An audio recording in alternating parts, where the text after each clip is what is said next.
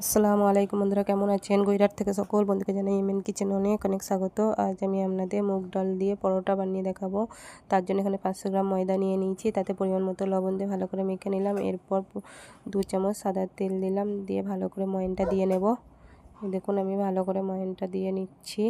ময়ন দিয়ে আমার হয়ে গেছে। এরপর যে ডালটা সেদ্ধ করে রেখেছিলাম সেটা নিয়ে নিলাম। মুগ ডাল বেশি সেদ্ধ করা যাবে না, এই মাখতে মাখতেই ডালটা গলে যাবে। এই দেখুন আমি সব ডালটা দিয়ে দিলাম, দিয়ে আমি ভালো করে মেখে নিলাম, আর কি ঘেঁটে দেওয়া যাবে না। এরপর আমি ওপর থেকে একটু সাদা তেল দিলাম, দিয়ে আবারও ভালো করে মেখে একটা শক্ত ডো তৈরি করে নিলাম। এই দেখুন আমার ডোটা হয়ে গেছে। আমি চাপা দিয়ে 10 মিনিট রেস্টে রেখে দিলাম। রেস্ট দেওয়া হয়ে গেছে। এরপর আমি ডোলটা নিয়ে বেলুন চাকিতে ভালো করে আমি মেখে নিলাম। এরপর ছোট ছোট করে লেচি কেটে নেব। এই দেখুন আমি ছোট ছোট করে লেচি কেটে নিচ্ছি, এবং লেচি কাটা হয়ে গেছে সেগুলোকে আমি গোল গোল করে নেব।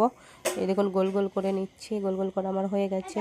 এরপর আমি বেলুন চাকি তেল দিয়ে দিলাম, দিয়ে একটা লেচি নিয়ে আমি একটু অল্প করে বেলে নিলাম। এরপর মধ্যিখানটায় তেল দিয়ে দিলাম, দিয়ে আমি এটাকে একটা গোল করে নেব। এই দেখুন আমি গোল করে নিলাম, এটাকেও আমি গোল করে নিয়েছি। এরপর আমি আরেকটা দেখিয়ে দিচ্ছি। দেখুন এই ছোটো কড়া করে বেলে নিলাম, দিয়ে আমি মধ্যিখানটায় তেল দিয়ে দিলাম, দিয়ে আবার এটাকে আমি গোল করে নেব।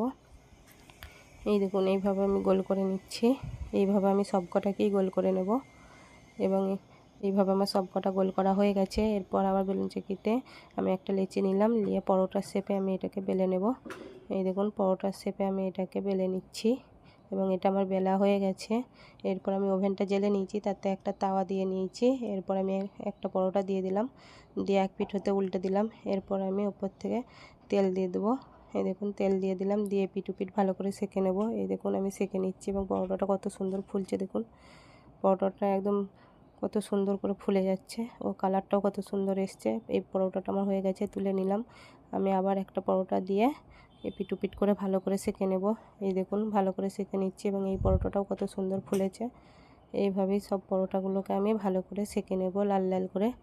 এই দেখুন আমি পরোটাগুলোকে ভালো করে লাল লাল করে সেঁকে নিচ্ছি, এবং পরোটাগুলো সব কটা পরোটাই কিন্তু খুব সুন্দর ফুলছে। এবং আমি একটা ভেঙে দেখাচ্ছি, দেখুন কত সুন্দর পরোটাটা হয়েছে। যদি ভালো লাগে তো লাইক কমেন্ট ও শেয়ার করবেন। ভালো থাকবেন, দোয়া করবেন। আল্লাহ হাফেজ।